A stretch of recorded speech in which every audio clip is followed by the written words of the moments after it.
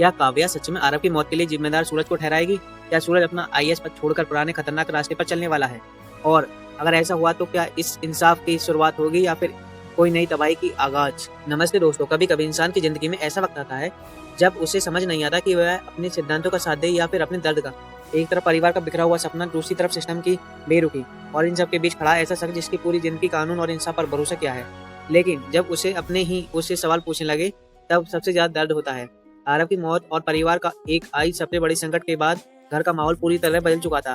हर चेहरे पर दर्द, हर आंखों में सवाल, और सबसे ज्यादा टूट चुका था वह इंसान जो हमेशा दूसरे के लिए मजबूर बनकर खड़ा था। इंसाफ की उम्मीद लेकर वह सत्ता के दरवाजे पर पहुंचा। उससे उम्मीद होती है कि शायद अब सच सामने आ जाएगा, लेकिन वहां पहुंचकर उसे एहसास होता है कि जिस व्यवस्था को वह देश की ताकत समझ रहा था, उसी व्यवस्था के अंदर भ्रष्टाचार, स्वार्थ की जड़ें भी कितनी गहरी हैं।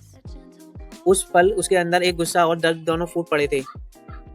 लेकिन क्या यह गुस्सा सिर्फ एक सिस्टम के खिलाफ था या परिवार वह खुद को भी आरव की मौत का जिम्मेदार समझने लगा था?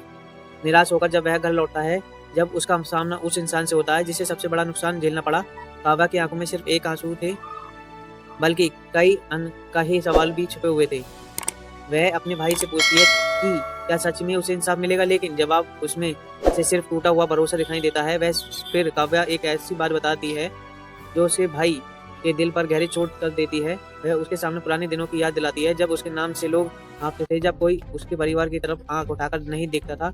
ये शब्द सुनकर पूरा परिवार खामोश हो जाता है। क्या सच में उसने बदलकर गलती करी? क्या कानून पर भरोसा करना उसकी सबसे बड़ी कमजोरी बन गई?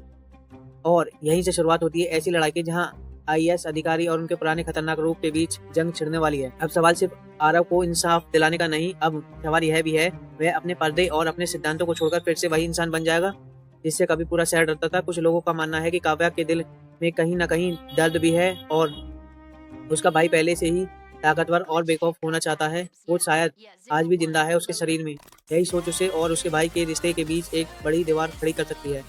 लेकिन सबसे बड़ा सवाल अभी भी बाकी है। अगर वह सच में सिस्टम के खिलाफ जंग शुरू कर दी तो क्या वह भ्रष्टाचार के लोगों को बेनकाब कर पाएगा या फिर बदले की आग में खुद ही बर्बाद हो जाएगा? दोस्तों, आपको क्या लगता है, क्या सूरज को कानून का सहारा लेना चाहिए या फिर खुद ही इंसाफ की लड़ाई लड़नी चाहिए? कमेंट में जरूर बताएं।